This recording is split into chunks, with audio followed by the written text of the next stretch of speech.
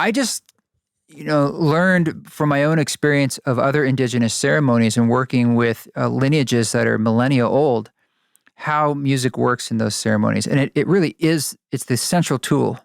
It is the ceremony. And then I know from my own experience in psychedelic states with music that the music becomes the architecture that you're in. And sometimes you become the music. I mean, it's extremely powerful.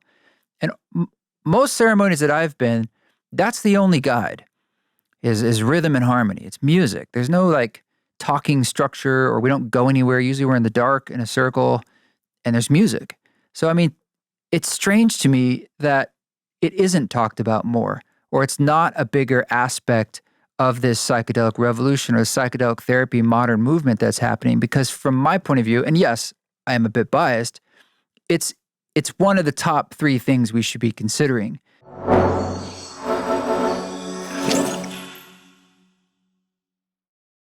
Hey listeners, it's so great to have you back for the podcast today.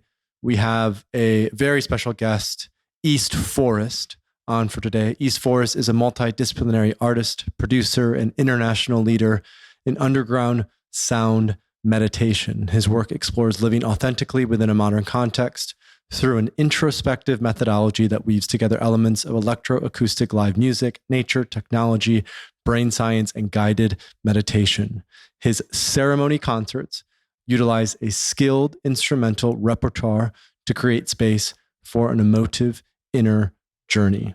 In a soundtrack for the Psychedelic Practitioner Volume 2 is the latest chapter in his ever-evolving career, which includes over 25 albums, including 2019's album-length collaboration with spiritual pioneer Ram Dass, the 5-hour-long psilocybin soundtrack, Music for Mushrooms, a soundtrack for the Psychedelic Practitioner, and collaborations with artists John Hopkins, Typhoon, Laraji, Dead Prez, Nick Mulvey, Peter Broderick, DJ Anna, and more.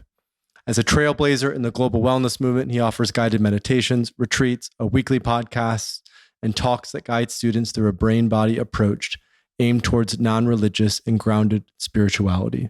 He's a faculty member at the Esalen Institute and has worked with Google and Johns Hopkins Neuroaesthetics Project, Wave Paths, Consciousness Hacking, TED, Field Trip Help, and is the co-founder of JourneySpace.com. East, welcome to the show. It's good to have you. Thanks, man. Thanks, Paul. Nice to be here. That's quite a bio, I must say. Yeah, when you hear it, I'm like, that's a word salad for sure. It's a word salad. Yeah, I was moving through that. Different things. This is. It's been a long time. It's good practice, though. Just to move through that and weave through that. Yeah. I was saying before we went live that I first heard about your work at Harmonia Wellness, the spot that was up in Marin County, and you did a beautiful 2-hour soundscape experience. And then soon after that, I actually was at home with my dad, who had never done mushrooms before in his life, barely touches a beer, never really does, never smoked cannabis, religious. And he had his first ever mushroom experience to your soundtrack, the 5-hour one you put together. And it was so moving for him. So I just want to start off by expressing some gratitude and thanks for the work that you're doing and the magic that you're creating. Thank you. Thanks. Well, thanks too for trusting that music. That's exactly what my hopes were for it, is that it could serve as a central guide for someone, especially anyone, but especially people who haven't been in that space before, and a recognition of how powerful music can be to lead you through that kind of experience, and really wanting to put some tools out there that I've found work with other people over the years. And just like that, like you would just find it and try it and use it and hope, and it works for some kind of beautiful opening across generations there. That's awesome. Yeah. It's one of the perks of being able to pull out an iPhone and have it on Spotify and, make it available. Connect from anywhere. Precisely. Yeah. So just so our listeners have a little bit of context and background on you before we dive into Journey Space. And, I have a phrase written down, inviting introspection, and what that means to you. I'd love if you could just kind of tell your backstory. Who were you before you became East Forest? And what have you created in the last 10 years that's really helped to solidify that kind of persona or an identity for you? And even I love within that is, how did you land on the name East Forest? Where is that from?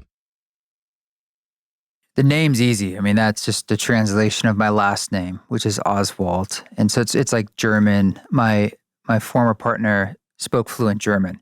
And so she mentioned that to me back in 2008 when this was all emerging. And I was just like, I don't know, I need a name for this. And I didn't want it to be like about me. I wanted it to be about the work. So it sort of felt like maybe a way to thread that needle where it was still something of identity, but it wasn't about the cult of identity. It was more about the music and the work and it as a tool. And before my background is honestly quite standard and normal from probably a lot of Americans growing up in Oregon, in the suburbs, essentially, and had a very normal upbringing that was quite depressive for me because I think I was really yearning for something. I just knew always that there was something more, that there was something missing, but I didn't have a lot of avenues or elders to show me what that was. And so, unfortunately, I really struggled with depression, anxiety, and just kind of stumbling through trying to figure out, just try to make my way in this world, like a lot of us. And I definitely can say that psychedelics and some of my early experiences with psilocybin in college were the first opportunities I had to crack open a very tough nut that I was in to show me that feeling I had in my heart that there is more.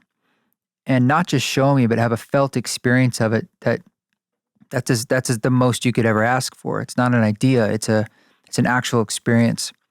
So that really lit the fuse for me.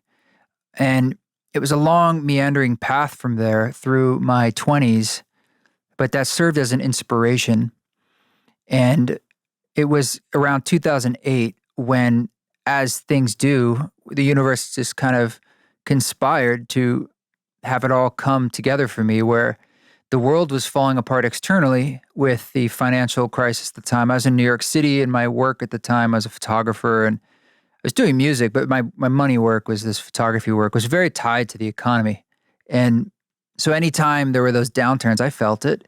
And I was getting a lot of invitations to things that expanded my mind, reading new ideas and books, and got into things like indigenous ceremonies for the first time. And it all just sort of converged. And the band and the projects I was working on musically were also collapsing. And it was just messy. And so there was a real opportunity for me to just try something new out of a need for assuaging my own anxiety again and pain.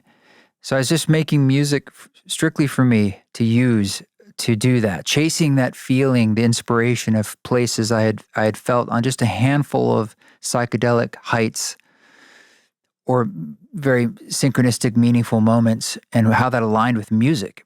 But I didn't understand it, but it still was like this lighthouse for me. It still is. And so I started making music like that, and it had no agenda, no commercial agenda, there was no agenda other than chase that feeling for me. And it was just really turning into something I found really interesting and fun. And it took me a year, and I made a record or a little album that was my first record called The Education of the Individual Soul. And I played it for myself on mushrooms to honor the inspiration, really. And it completely changed my life. Like that listening experience is just one of the most beautiful things I'd ever experienced in my life. Almost like I didn't realize what I was making. Yeah, I didn't, my soul had tricked my ego into like making this tool to use in that moment to become something different. And it really felt like, in one way, from that moment, before that, listening to that album with psilocybin till after, definitely felt like there was before and after, almost like a new being stepped into my life. But at the same time, I feel like I'm the same person too. And I think we all sense this feeling like we're two beings in a way. We're this pedantic, three-dimensional human who's this animal. Like you push us in certain ways and we just respond as animals do. We know this. When somehow we're aware of this, but that part of us that's aware of it, that part of us that has cosmic consciousness and brotherly love, sisterly love, psychedelic inside, what the hell? And all of that coexisting. So I felt like there was this kind of awakening of a part of me, but I still carry that little boy in me too, that is extremely human and scared and trepidatious. So whatever it is now, it's been almost 15 years now, 14 or so since that day, and in the fall of 2008. And I've just continued to pray that I can be in service to whatever that is, because it's not something that is just me as my identity. It's something larger emerging, and it's a reflection of what's emerging in the world and what is emerging for all of us through collapse, through a composting. And I just look to have as much grace as I can, navigating all this stuff. And the more we move into this psychedelic revolution, in some ways, the trickier it gets, right? There's a lot of carrots and sticks and so forth. So I really try to have my eyes and my heart wide open. But it's been a really, really beautiful trajectory and ride since then. I'd love if you could, that last part that you mentioned, right? About kind of we're in this psychedelic renaissance now. Maybe there is a little more chaos as these substances become more widely used. And it feels like the soundtracks that you've created, the music that you've created is almost a way to ground those experiences, both for individuals and the collective, right? As a way to interpret, as a way to be moved emotionally, as a way to open hearts, to really see the truth of what you talked about, this sort of lighthouse, this mystical white light that we all seem to be drawn towards. And I'm just curious, you've been doing mushrooms longer than most people, I would say. And you've been making music inspired by mushrooms longer than most people. How has your music evolved over the last 14 years? In particular, how has it evolved now that psychedelics are not this sort of thing in the corner that we never talk about, but are actually front and center in many ways? Yeah. Well, I haven't changed what my approach is musically, or like why I'm doing it or what I'm doing. I've evolved as an artist, as artists do. And so musically, I continue to I like to push frontiers musically and creatively.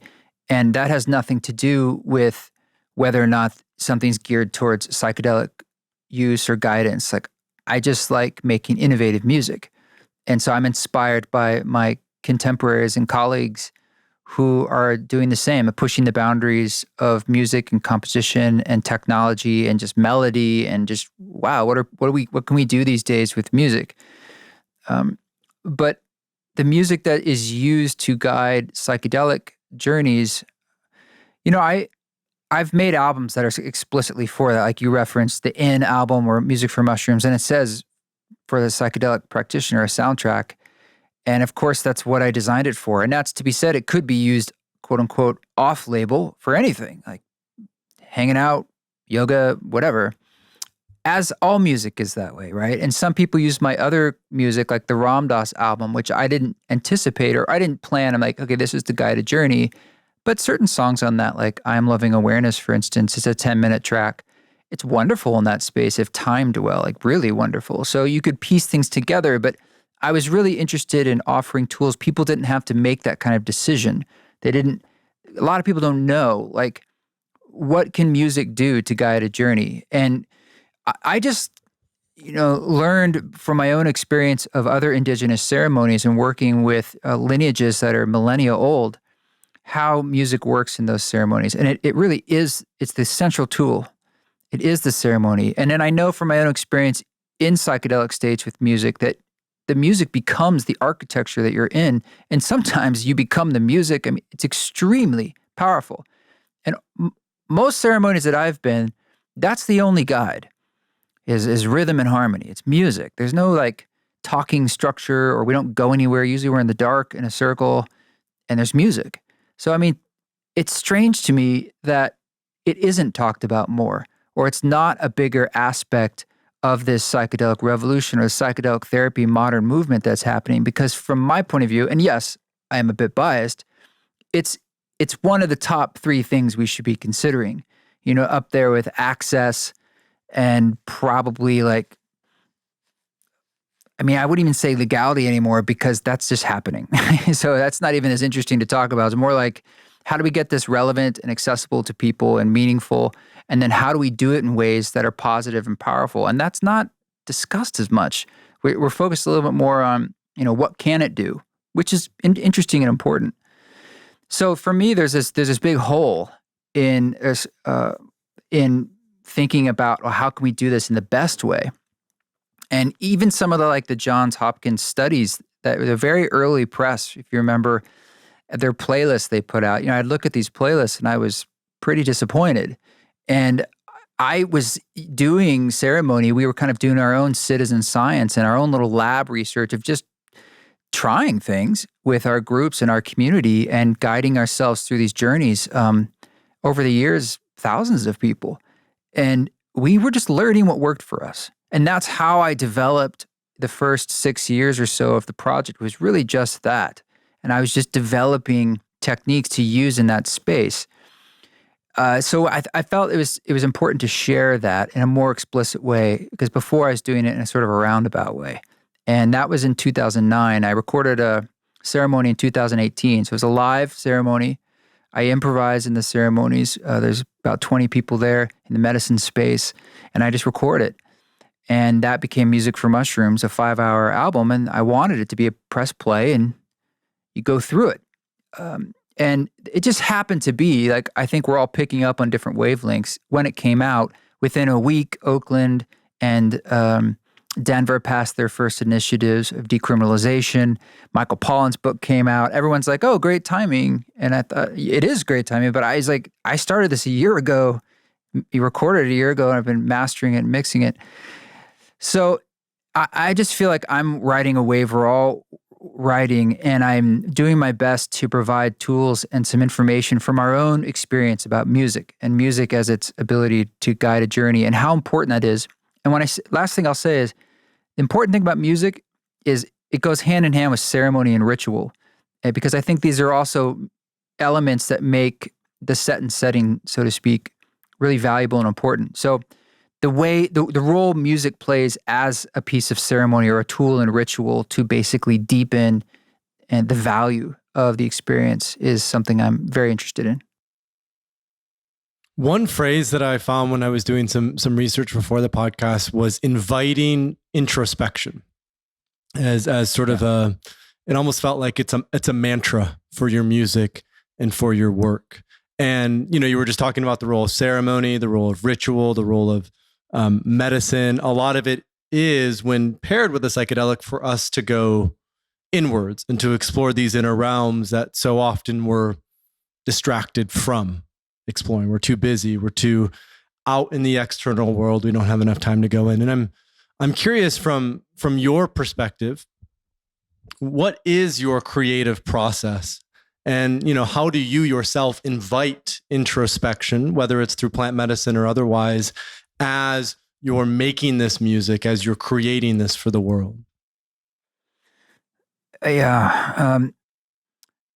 The invitation is something, I love that word. And it came more strongly into my consciousness after speaking to Bayo Akomolafe, who's a philosopher and poet.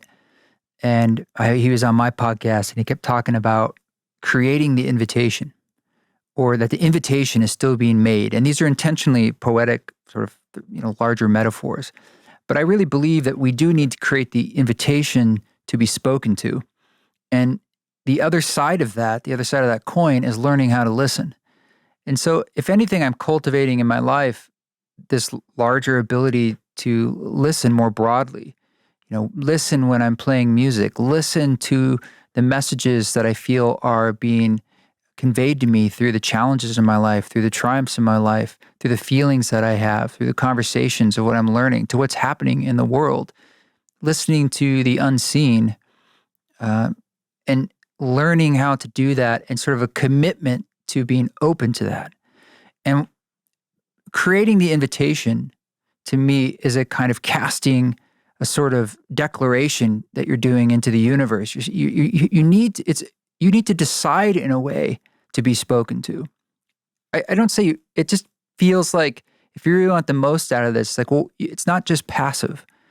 And so introspection is something we choose to do, but what if it's a form of deepening yourself into conversation with all that is, and that is you too, but there's this active element of choice that navigates you into it. So yeah, I think creating the invitation to be spoken to is this beautiful idea, and what it means to learn how to listen.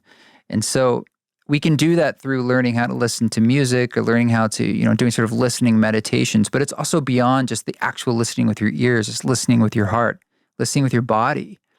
A lot of us are pretty cut off from our bodies, myself included. And there's this huge antenna, in a sense, that a lot of us in modern society not only are suppressing with this noise of food and diets, but it's trying to speak to us, or is speaking to us.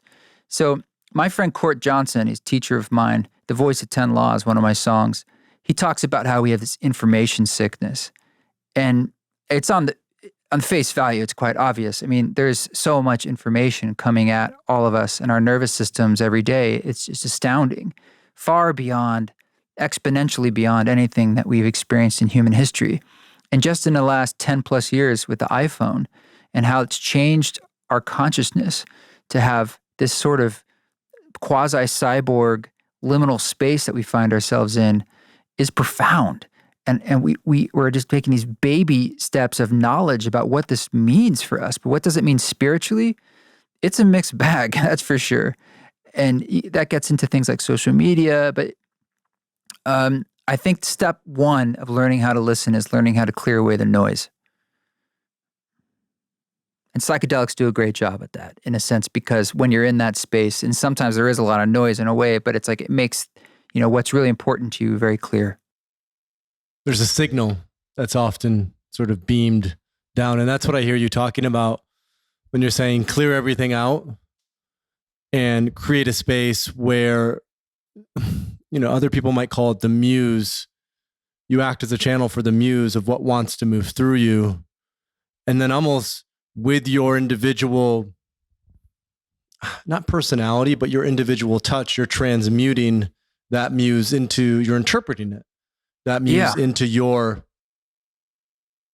Yeah, it's exactly, it's my humanity. I think hypnosis is I think a pretty good analogy, because whatever's coming through your unconscious or the ether is coming through the funnel and the filter of your consciousness, like that you speak English, what how your brain is able to say. It's a translation machine, and then you're speaking the things to your hypnotherapist or so forth. And so it's not, you don't want to take it too literally, because in a sense it is being filtered, and it is a kind of representation or a metaphor in a way, because it has to be. Music is similar. It's a representation and a tentacle that goes from this third dimensional reality into these other unseen forms and dimensional spaces beyond just the realm of form. And that's, I think, what's so exciting about it for us. I think that's why universally all humans respond emotionally to music and certain harmonies. Like we just have an innate, built-in, coded response to how that makes us feel. What does minor feel? What does major feel? Why do we feel that? And I think it's because it's this kind of echo, reverberation from something larger. That's us too, but it's like beyond the boundary condition of this operating system. Another way to think of that is like a dog. You look at your dog and you're communicating. You're clearly both conscious, but you could never explain to your dog, like, what the word love means, but just explain it to them. But you both feel love, and there's oxytocin in both of your brains releasing, but you'll never cross that boundary condition. It's not built into the operating system of the dog or you to translate in that way. So you have to do it in energetic ways. And music is a sense going in the other direction in these upper octaves and lower octaves. But it's touching us into the infinite octaves of music, which is truly scientifically just the frequencies just go on forever. We just can't hear them all. I'm curious, one thing that comes up for me when we're talking about this is this concept of transcendence versus transformation. And what I mean by that is oftentimes, when it's high dose ketamine with a playlist, it's a full disassociative state. We're transcending into ego dissolution. And yet a lot of the work, so to say, that comes from psychedelics, a lot of the long-term healing is more about transformation. It's rooting in the shadow. It's rooting in some of the difficult parts that come up. And I'm curious, when you think about just generally the word transformation, what comes up for you? I think about integration because we can have these moments of revelation in psychedelic states somewhat, I don't want to say easily, but they're often inherent to the space. And it's really what you do with it that makes it more valuable to your life. Having revelation without any kind of integration isn't as purposeful. And what does it mean to integrate? I think it just means like ways to learn to pay attention and listen and perhaps even ideally exercises that help embed that knowledge. It's kind of translation in itself, how we translate it into our habits and into our routines and into our really mundane choices. Yes, sometimes we have these big revelations about I need to change my job or end such a relationship or start such thing. That happens often. But where the rubber meets the road is like how your practices might change. You add a new practice or just being more conscious with your word or what that means to you or being kinder to yourself in the head and what that actually looks like. And maybe cognitive behavioral therapy is your doorway into that. So I just think like if we really want psychedelics to play a role in changing our world from the inside out, which is the only way things change, a person at a time, we have to support this work of integration, witnessing one another. And that's something we focus on with Journey Space that you mentioned. But I think it's talked about a lot these days in psychedelic therapy. And I think it's really important. And it goes back to what you were talking about earlier with, the role of the somatic role, the role of the body, right? Like so often we're neck up and so much of the transformation with psychedelics, with music, with the sort of more introspective states is tapping back in and feeling and listening and slowing down because the mind goes and goes and goes, but the body, the body keeps the score. The body slows everything down. And so there also seems to be a way that when we tap in and listen to that, how like that intuition that moves through, how can we honor that and not necessarily rush the process? I couldn't agree more. And I think that's in some ways an uphill climb these days because everything is so head focused and information focused and eyes focused. But absolutely, learning how to listen to the body and nourish the body and just have it play a role in your life. I mean, it's been a tough lesson for me to learn, but it's so true. It really is. And I think we all like to stay healthy. And so it's not just like thinking about how to do it and what you can wall off in your life, but it's sort of letting your body be a part of that communication. Even if it's tricky or challenging or uncomfortable, I think a lot of times when we start listening, we're like, what is this thing? I haven't heard from you in years, maybe since I was a child. Yeah, and it might be baby steps of just starting with some kind of movement practice or some basic yoga as a way of just being able to like, what does it feel like to have tension in a part of my body and then it's moved somewhere else. Like just noticing these things it's attainable by everybody, and it's a progressive process. You don't have to feel like I don't know anything. I'm never going to know anything. So what's the point? Just again, creating that invitation to be spoken to is the most important step. Just even saying, body, I'm listening. I don't know how to listen, but I'm listening. That's beautiful and huge. And I think the absolutely necessary step one. The acknowledgement, right? Yeah. Yeah. So for So for sure. you, you mentioned Journey Space a little bit ago. I mentioned it at the beginning. Let's open that dialogue up, because I feel like this is in some ways the next growth and evolution of East Forest. You've made a number of albums over the last several years that we've talked about. You've really established yourself as a leading contemporary musician within these phenomenal soundscapes.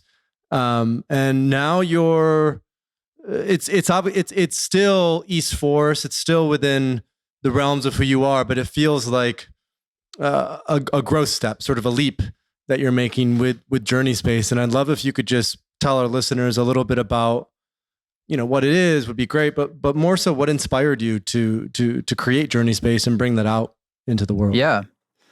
Well, it was created out of what I saw as a need, but it is a subscription music platform that will be launched soon to provide specialized musical guidance for journeys. I think we're initially aiming that towards ketamine, but there's different lengths and types of music offered for other medicines, and some of them include instruction and sort of meditation at the beginning and end. You also have the option without that. And then we also have integration circles and lots of preparation materials and that.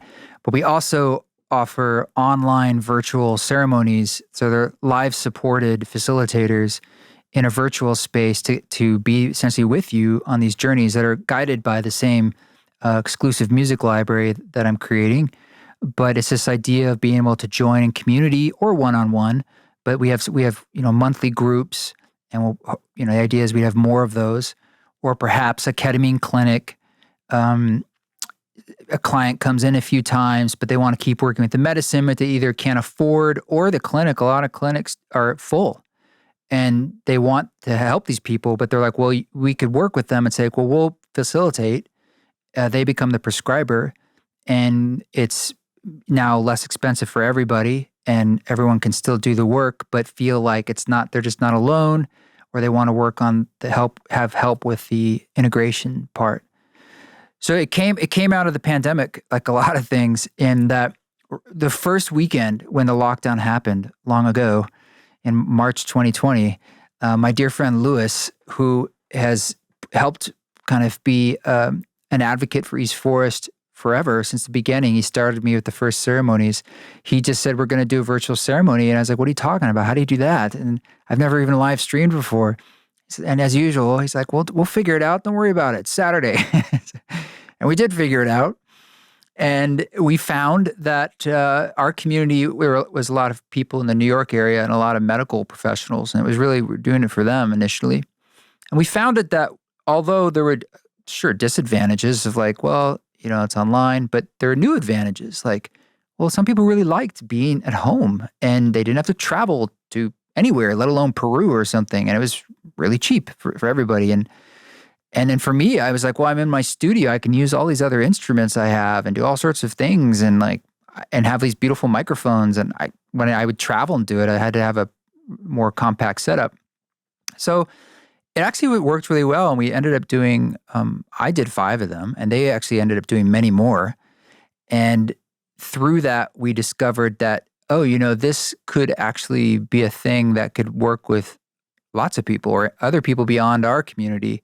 And maybe this is a service that could be activated to help people learn about the role of ceremony and music and give them actual tools that we've been developing ourselves in a way that's accessible as we move into this new psychedelic future where there's a lot of interest in people coming online, but not a lot of knowledge for them. Like, what do I do? Or how do I do this in a way that will be positive and for me? And that's what Journey Space hopes to play a part in filling that role.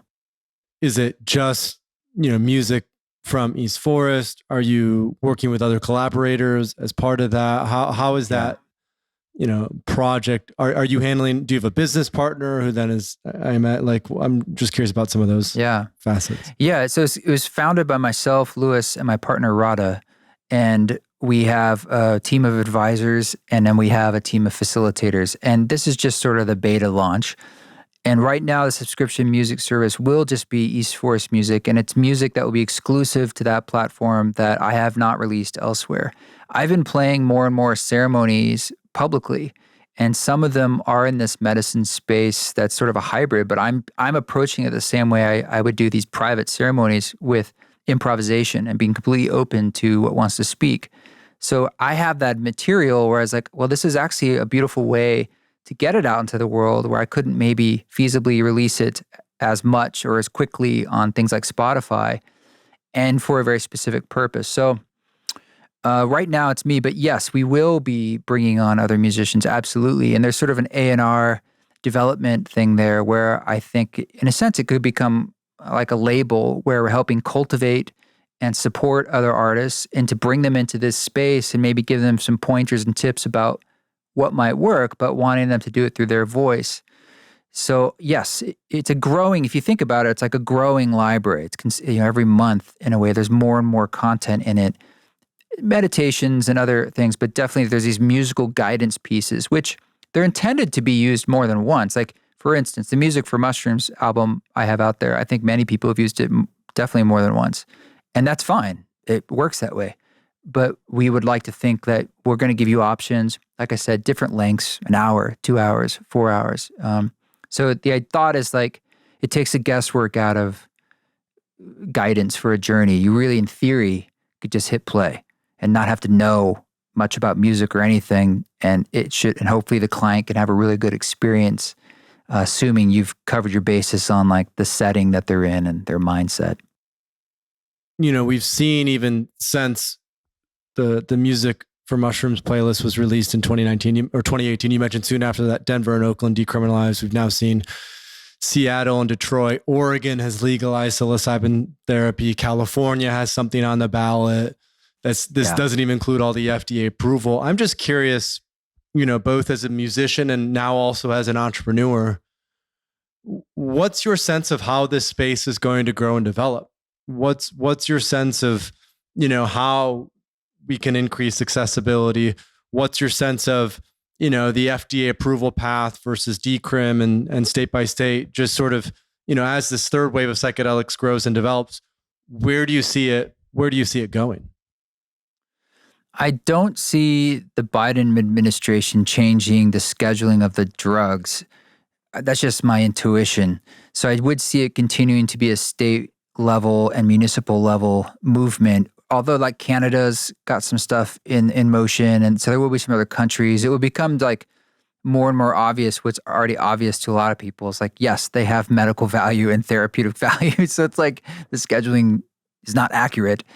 It's not even like an opinion so much. It's just like this tsunami of obviousness. So, well, I think like there was a recent poll that was published maybe last week or 2 weeks ago that said 65% of Americans support psychedelics for therapeutic purposes, like at this point, which is wild to think. That's amazing. Yeah. That's amazing. So I just think it's kind of like the way now most of us know people who've had COVID or we had it ourselves, like it spreads around. It's a strange analogy, but people now are learning more and more, like they actually know someone who's like, they wouldn't, not like the hippie, and they're like, oh, that actually, really helped Jeannie Sue or whoever, or themselves, or they read Michael Pollan's book, or, the conversation is getting louder and more sober. And as you know, like doing this kind of work is not easy.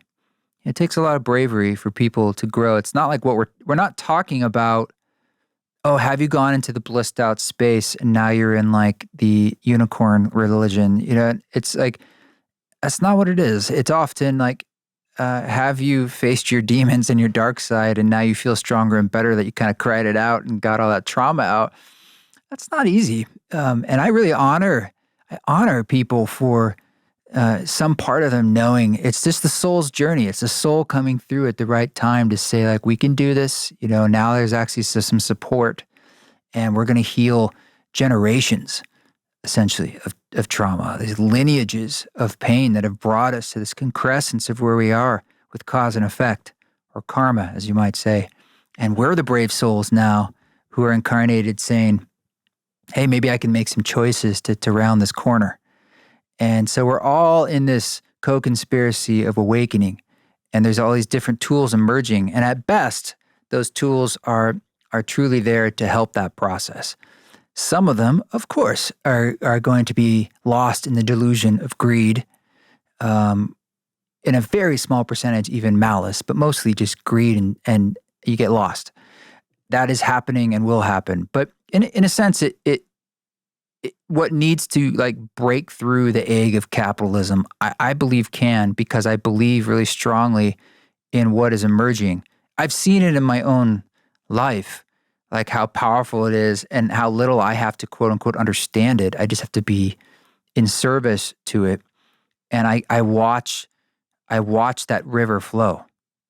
And we're all part of that river. So it's like you can dam parts up or stake your thing on the ground and like, this is where I'm going to be. And you can stay there if you like, but it might be difficult at times. The river rises or the river dries. It's a trickle, but it's always flowing. And I think it'll get harder and harder to resist that as time goes on. We're already in it in that sense. Like you see, like it's harder and harder to live as you did even 3 years ago, exactly as you did. And the more you're flexible and malleable, and the more you're willing to drop what isn't serving you anymore, others, in a sense, the easier it is, because you have. There's grieving to be done there, right? And there is processing to be done, and that's not something that we're really good at in America, at least in some parts of the world. So there's some learning to be done and new tools to be brought forth. And psychedelics is just one of those tools, and it's not the tool for everyone. And it's not the one tool that solves all the problems, but it can be a pretty powerful one for some folks to make some bigger changes more quickly. And not that like time really matters, but it matters in the sense of like we have many crises from ecological to societal to on and on and on. To spiritual even. And that's something that I also picked up. Is your sense is this is more than anything, it's a spiritual crisis that we're going 100%. At its core, I do see it that way because I believe that, this is just my personal way of looking at the world, but everything comes from the soul out in a way and is in service to the soul's journey. So all the quote unquote problems or frictions we're having are spiritual in their derivation. And so I think when you look at it that way, if you choose to, it makes it a little easier to approach in some ways, as opposed to just trying to, play whack-a-mole and attack each problem.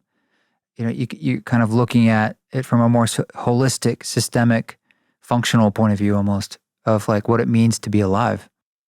One, it's the difference even between psychedelic assisted therapy and taking Prozac or Zoloft, right? Like if you take Prozac or Zoloft, you can sort of numb the symptoms or play whack-a-mole with the things that are popping up, but you never get to the core of it. And this is what I found to be so interesting, even with the early research that Johns Hopkins did. And what was so brilliant about how they set it up is they showed that psilocybin occasions a mystical experience, and that the stronger the mystical experience, the stronger the healing, tying it right back to that connection.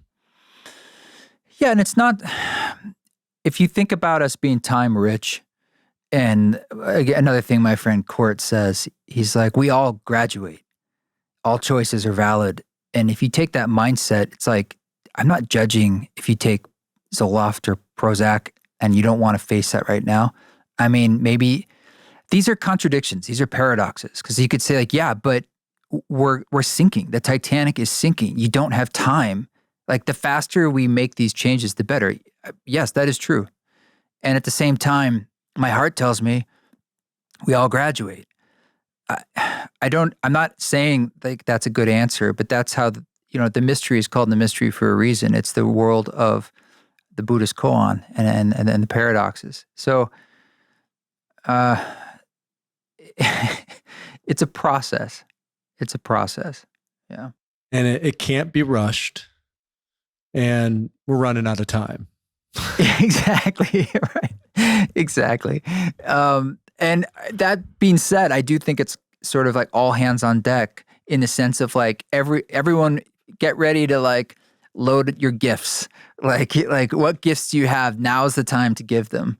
And if you're not sure, now's the time to start listening and cultivating and be like, what is it that I'm here to give? Or what things can I give? And I mean, largely energetically here, obviously, not just like monetarily. So the time is now. Absolutely. I sense that urgency of not wanting to hold back. And releasing the music for Mushrooms was a pretty good example of that, where years prior, I had a lot of trepidation because I was like, I could be judged. There's legal implications, all sorts of things. And those are all true, but there was a part of me that sort of whisper in my heart that said, but it's time. It's time. Yes, all those things are true, but listen to that part of you that says like, it's okay. Now's the time to do that. And so I did it. And it's largely only been beautiful. It is just beautiful. And you kind of put something out into the world, and then I go on and do my stuff, and it's like a beautiful child or a little boat that's sailing out there and interacting with different boats and countries that it hits, and as you mentioned in your own life too. So you can give yourself over to that and trust that the river is flowing. You don't have to decide where the river goes, and you just think of yourself as like, the less I resist, the more I'm just floating in a way. And it's a moving target as it goes around different bends and things, right? There's different, it's not like you just find a spot and chill in it every day, in a sense, every breath, we're releasing into that process. But again, I honor our bravery for being at a time where there are a lot of turns in this river right now. It's pretty turbulent. And, if you know how to rest in a river that's turbulent with your feet facing downstream, and like, you can do it. You can do it. And it's not about resisting. It's about flowing with that. I love it. That's such a beautiful, that metaphor of coming back to the river. I think of Siddhartha, the book that was written by Hermann Hesse, and how the story ends. I mean, spoiler alert for anyone who hasn't read Siddhartha, but the story ends with the characters sitting by the river, and it's this metaphor for, at some point we all cross the river, we all graduate, so to say. But while we're here, our role is to help other people make that leap. That book, I'm glad you mentioned it, because it is a pretty big influence on me. And I think it's from that book, but I love this idea that the river is always at the beginning and the end at the same time. Like it's emergence and returning to the ocean all at once. And this idea also then, a more psychedelic idea that like you're the whole river, not just in the river, but you are the river. And this idea of reincarnation or creation. And it's a beautiful, there's those sections in the book where he's listening to the river, and it would take him to these trance states. And that's like a really real shamanic thing about white noise and training the brain and entrancing you, like crickets or frogs or a wash of a river. I love the river as a metaphor. So we have a couple more questions, but one question that I want to make sure we talk about is about Baba Ram Dass, who I sense has been incredibly influential for you. And I'd love if you could just talk about that a little bit. Who is Ram Dass to you? Ram Dass is a beautiful soul who did a lot of work on himself, who dedicated himself to loving as deeply as he could. And he changed my life profoundly in ways that I'm humbled by and was gifted by, to be able to cross paths with him physically. But even before that, like for many of us, he was a teacher from afar and an inspiration, and for the reasons I just mentioned. And then when I got to work with him, collaborate on a project, it was really difficult to fathom, because I just couldn't really believe that all that was happening. And I didn't want to think about it too much. And then I think after the whole process happened, which is a very long process, and creating it and then getting it out and then the remixes, and then he died like 2 days later after the final thing was released. And I think then I was able to start reflecting on what was all this or what is all this, because it feels very, very alive. Feels very alive, especially because I have conversations about it, but I go out there in the world and I play these ceremony concerts and events, and I press a button, and Ram Dass is booming through these big sound systems, and I'm playing music underneath it, and it's like, that is very alive. He's out there singing to the world. So it's just honestly one of the coolest things that's happened to me. And it happened at exactly the right time of like his work and the end of his life, unbeknownst to us at that time. We certainly knew he was at the last stages of his life, last chapter, but not, I didn't even know if he'd be able to speak when we gathered. It ended up being his last recorded teachings like that. Again, we didn't know that either. So I'm just so deeply humbled to play a part in what that is and became and what it is now in the world. It's a record I'm very proud of because he got to choose what he wanted to speak to. And he spoke to some very salient messages to the world that are so relevant to today. And he did it in such an artful and masterful way. And these sort of micro teachings that are humorous and poetic and oh my God. I mean, he just killed it. He just killed it. And the technology, the music, like completely ameliorates the little pauses or large pauses he had from his stroke where it was difficult for him to communicate. And so I think a lot of people hadn't really connected with Ram Dass in quite the same way verbally anymore because he had these huge pauses. But after a decade plus of him having that condition, there was this richness to the words he did speak.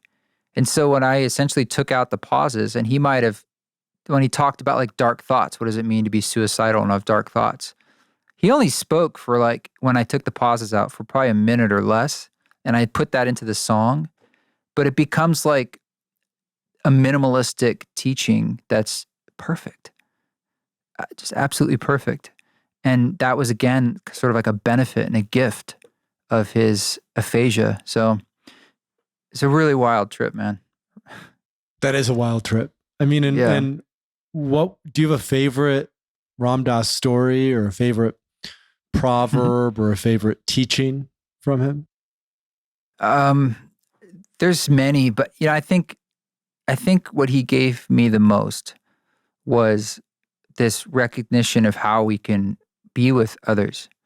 And it's this loving awareness, this sort of just loving presence that's not difficult to do. It's not a mystery. It's available to all of us, but we don't, very rarely do we give it to others. And it's not about words at all. It's just opening completely to what's in front of you. And what's in front of you is another soul, a perfect soul. And when I first met him, he didn't really know me, and the door shut, and he just locked eyes with me. And it was this loving embrace of complete receptivity. And that was a real teaching because it really showed me is like how I can do that too. Any of us can. And that was nothing he said. Certainly many of the things he said were great too. But that was just something I really took away from me was like what it meant to feel that energy in person.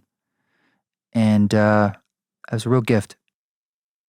I never had the opportunity to meet Ram Dass, but I met Stan Groff a few years ago at a workshop he did at CIS. And I felt the same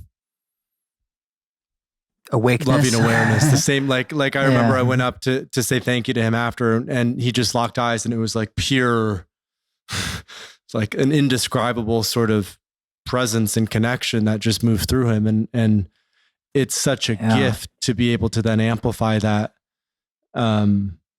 with the work that you've done, through Ram Dass, with obviously Groff is well known in many ways. And it's almost like these, whether we call them enlightened figures or gurus or healers or teachers, whatever the phrase that we use, ascended masters. I don't know. I've heard lots of happy humans. Yeah. Happy humans. There seems to be a sense where, in the past there was like a lotus flower that would bloom here and there. We had Buddha, we had Jesus, and we had Muhammad. And now what seems and what I feel to be happening is, instead of there being a single lotus flower that blooms every 100 years or whatever, there's many that are now blooming. It's almost like the tools for this awareness are becoming decentralized. And I see your music, your ceremony, the way you even weave in someone like Ram Dass as a way to listen deeper into that, knowing that we all have that sort of spark of divinity that lives within us. Yeah, it's a bridge. I mean, we could honor Thich Nhat Hanh, who recently passed, and how he said the next Buddha may be the community, essentially, the Sangha. And I think it is changed, especially with the advent of like the way the internet and information. The downside is we're awash in the sickness of information. The upside is we're interconnected in a way where a singular being is not as necessary as the collective, and the collective consciousness and the group consciousness, and how that can actually be effectuated by things like the internet and technologies like this that we're doing right now. I mean, there's ways of spreading information far beyond what we could do before. And it has changed what it means to have a singular guru and to having more like a meme in a way is the guru. Or AI, even. Yeah, I mean, we get down the rabbit hole. But there's always these infinite possibilities in front of us. And it means exactly what it says. So it's not just sort of preordained. I like to say that we have a destiny, but it's required that we choose it. And that, again, is meant to be a paradox, but I think they're both true. So final question before we wrap up. I'm just curious to hear your 3 biggest musical influences. So as you've created music over the last 14 years now, since 2008, who has influenced you most in terms of your compositions, in terms of the way that you choose to weave together, rhythm and harmony? Who would you point to? I'm a big fan of Keith Jarrett. And his long form piano compositions really paved the way for what it means to open yourself and up to the moment and improvise in a live setting like that. I mean, on one hand, totally terrifying. On the other hand, I also never plan or expect to have the technical adroitness that he has. He's a true virtuoso. But what he's doing is a big, big inspiration on me. And I mean, God, there's so many. I mean, there's certainly contemporaries. You listen to what's going on in the field these days, but then there's all the people who have come before, who are coming up. Aphex Twin, and sort of what he was doing in the ambient space had a lot of feeling for me. And so it was, a lot of music that had a lot of feeling. And even I went to a Sigur Rós concert in 2008, or no, maybe it was earlier, 2005 or 6 at the Beacon Theater in New York.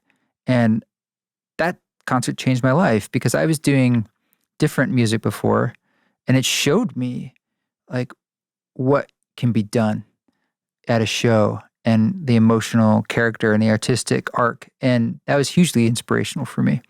So you could go on, but there's lots of people who have been paving the way before me that, anything I hear, I get inspired by pretty much. Whether it's I don't want to do that, or it's wow, I wonder if I could ever do something like that, or that's a really interesting way to do a kick drum, or so I'm just like a sponge, and but I think for better or worse, I've always kind of when I'm inspired by something, I end up doing it. And it just becomes my own, not because I'm almost choosing to, it just does because of my own inabilities. And so it just starts becoming the way I like to make things sound. And I think I used to think for a long time, I was oh yeah, I could do any of these things. And I still believe that, but I notice, more and more as the years go on, I keep being drawn to the introspective and the things that really pull me inside musically. Back to the listening and to the river and the stream. Yeah.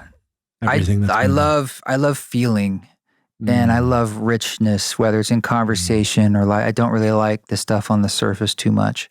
So I want the music to take me there. That's the point of it for me. The depth of emotion that it can bring. Beautiful.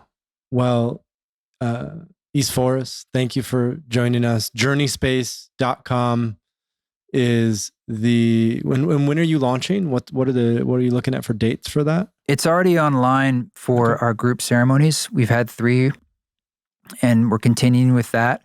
And the music subscription service, we're hoping to have online by March 1st that's our goal, early March 2022. But you can already go up there and sign up to be part of the beta of that if you want to be a tester and join a journey. Or if you want to, if you're a clinic out there and you want to talk about working together, reach out. Beautiful. Well, thank you. Thank you for the music you've created. Thank you for being a channel and a vessel, for listening, and for hopping on today for an hour of your time. I really appreciate your everything that you're creating. Yeah, thank you. It was fun. Thanks. It was fun. Thanks so much for watching. If you want to stay up to date on the third wave of psychedelics, subscribe to this channel and visit thethirdwave.co, where you'll find plenty of free resources on intentional and responsible psychedelic use.